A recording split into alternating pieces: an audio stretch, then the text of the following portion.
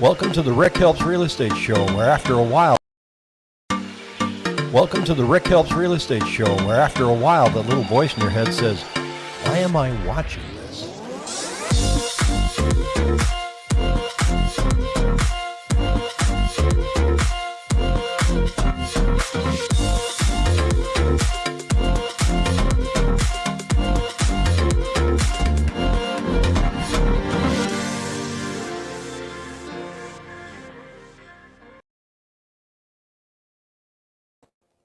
Good morning. Had a couple technical snafus there. It's kind of like working in a control room at a television station, I think.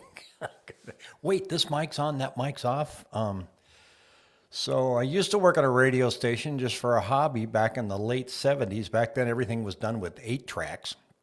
So you'd put a commercial in, and then I used to do the Seattle Seahawks games, and those were stressful events. Because at certain points you were supposed to put in a local commercial and turn the network guys off and at the end of the game, I couldn't tell you who played or who won. I thought I was just going to drink coffee and patch the game out. And I just wanted to go home and have a drink. So welcome to Watching Arizona Real Estate. This channel is intended to let you know where the numbers are so that you can make decisions and not guess, and you can just be a hit at every cocktail party you attend because you're going to know so much stuff. So getting to that, let's take a look today. Now, yesterday I said, we're probably going to be below 4,000 units on Tuesday because Tuesday is always the lowest day. And Wednesday has surprised me a couple times. So let's jump over to the next screen here. And let's see what's going on. So we're going to go up to my quick search. And I'm going to hit active, and here it goes. We didn't do it. We came close. 4,034. 34 homes. If we have 35 homes go under contract, we're going to be below 4,000. That's pretty doggone close. Wow. You look at these inventory numbers and you shake your head. And I want to kind of put it in perspective here and show you a couple things. First of all, here's my 7-day moving average. And this is one where I always say, that blue line's got to be above the yellow line. Until we see that, we're not going to see the bidding war stop. So, look at this. I mean, sales are not backing off. And I read things like mortgage applications are down again this week by 11%. But then you got to keep reading, and it goes, however, they're up 50% versus last year. So the buyers are still out there, and we are gobbling them up at, I believe, let's see, let me take a look at this morning, 384 more than what came on. So that's why you're continuing to see these numbers dip. But I wanted to show you this chart. This chart is active listings and by the week. So here we are today. We're down here. Actually, that's probably yesterday's number. 4211. This should put things in perspective for you. And what it's saying is, if you were in a position where you wanted to sell your house, when would you do it? Here or here? And how long do you think we'll be here? And do you think that number will still be here and be lower in summer, or do you think it'll be higher? This is a national dilemma. So right now, if you're in a state that's higher priced than Arizona, you can sell your house quickly now. I have a friend in California. He's going to buy new construction. It's not going to be done in 8 months. He called me and he goes, do I qualify for their loan now? He's making some decent money. And then go ahead and buy that and then sell my house over here and then refinance it. And I said, well, how's the market in California? I thought I'd ask him even though I know. And he said, well, it's pretty brisk. I said, do you think you could sell your house quickly? And he said, yes. And I said, how's that looking for June? Do you think you can sell your house quickly in June? He goes, well, I don't know. I said, well, you know what you know, right? So I know nobody wants to move twice and you want to come back to Arizona, but for a fact that you can sell your townhome in 1 to 2 days. That's a given. You don't know that in June. You might be able to, but you know what you know. So why don't you put your place on the market now, move out to Arizona, get a 9-month lease, home construction is going to be done in 8 months. I said, you've got some wiggle room there. And so he did. He's putting his house up for sale this week because we know what we know right here. Now, when you look at charts, this number here, take a look at this. March 14th, we had 10,000 listings.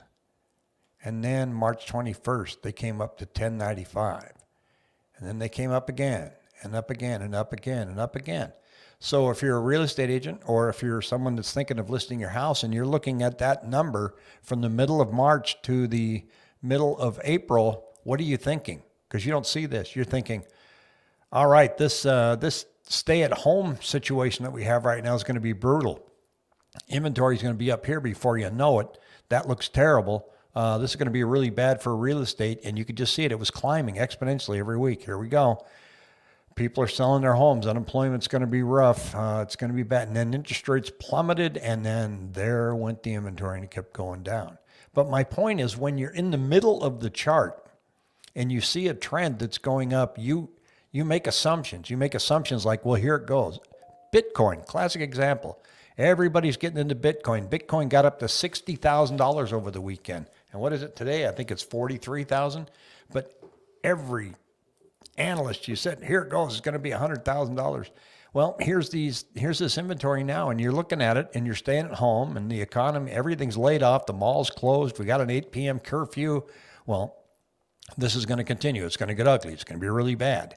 But it didn't. It came down and it went down. And even when you're here, you weren't sure what was going on. You just knew inventory was low. And this is 2020. And then you come into 2021 and we're way down here. We don't know where it's going to be down here. And we don't know where it's going to be out here. You know what you know. If you're in a high price state and your chart looks like this, sell your house and move, and you can get another house. And even though our prices are going up, it's apples to apples. Where this is a problem is if you're a first-time home buyer or trying to move up here, that's a problem. First-time home buyers, I think I'd sit on my hands. You just have to wait it out. It's too ugly out there. I hate to tell you that, but it's bad, and it's bad because, well, it's just.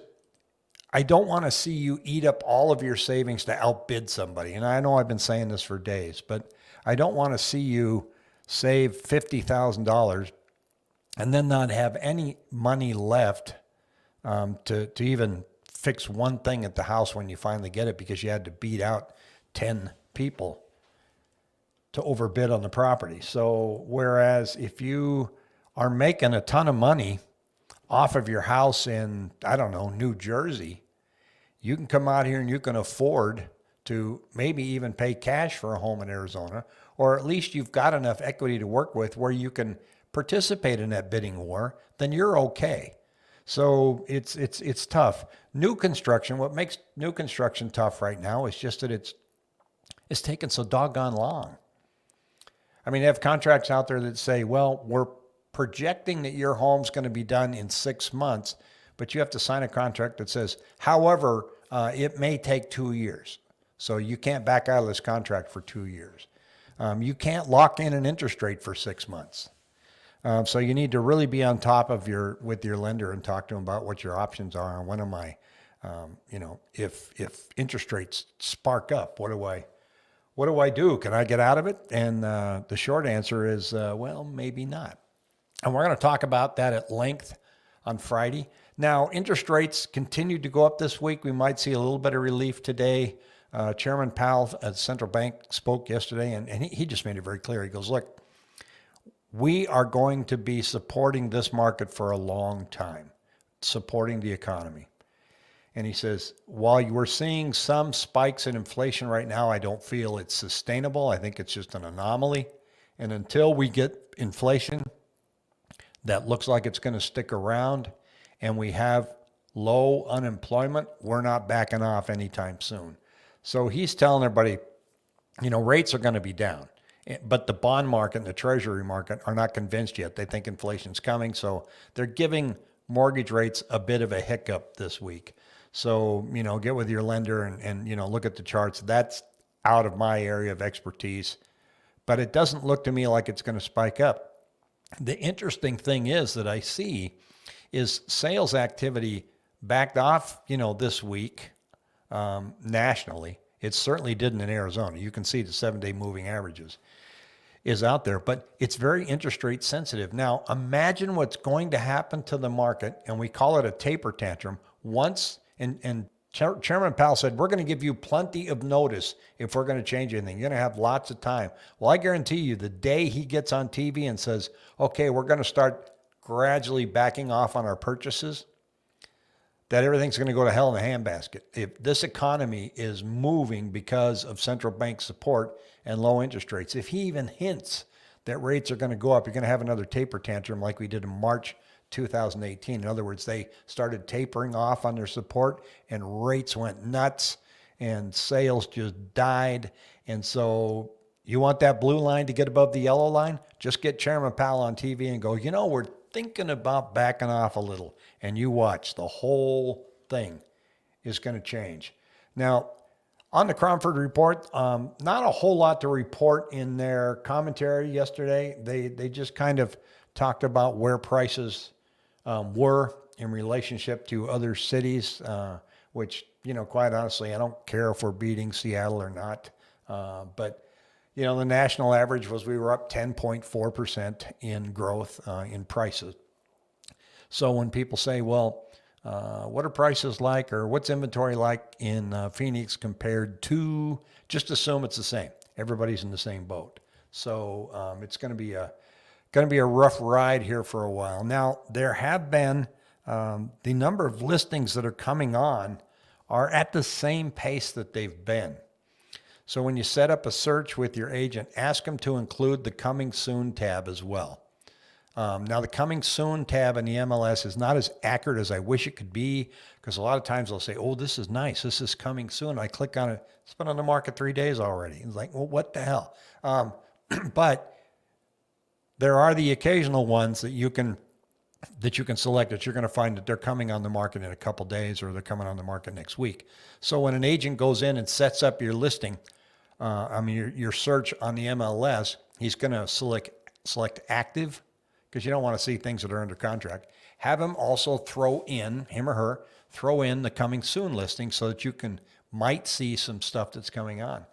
One of the tough situations for realtors here in this Maricopa County market is I've got a good friend that she is a agent that markets a certain part of the city, and it's a suburb.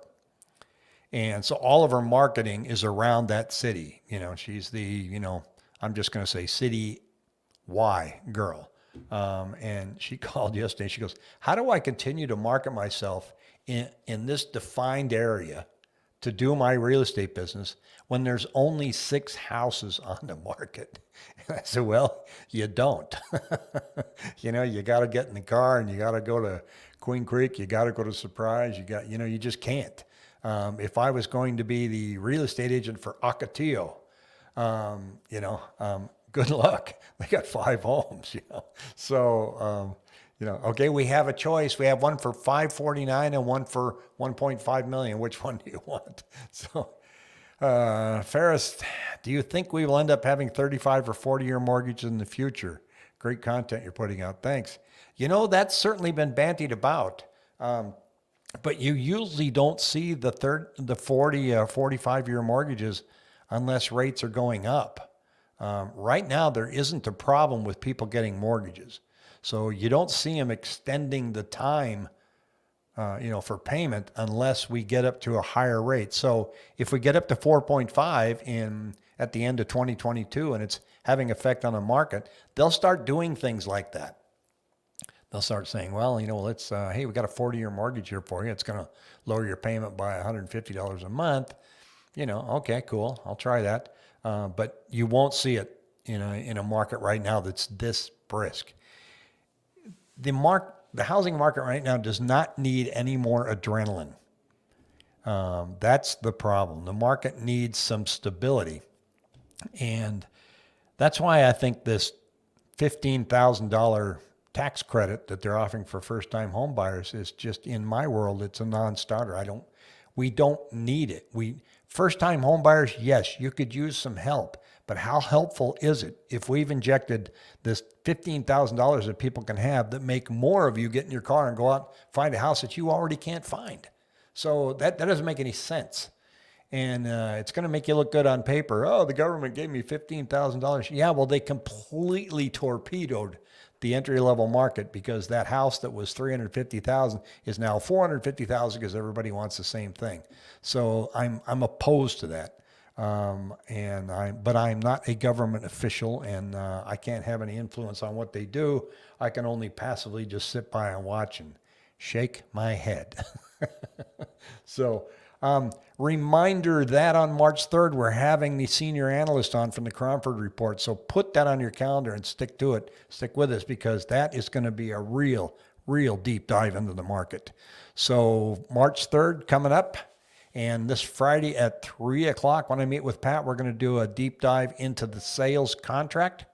Things to watch out for. We're going to look at financing, when you can get in, when you can get out. What are some of the clauses that hold you closely, and what are your options? So see you then. In the meantime, have a great day in Arizona. It's supposed to be 80 degrees today. How am I enjoying the day? I'm getting my car serviced.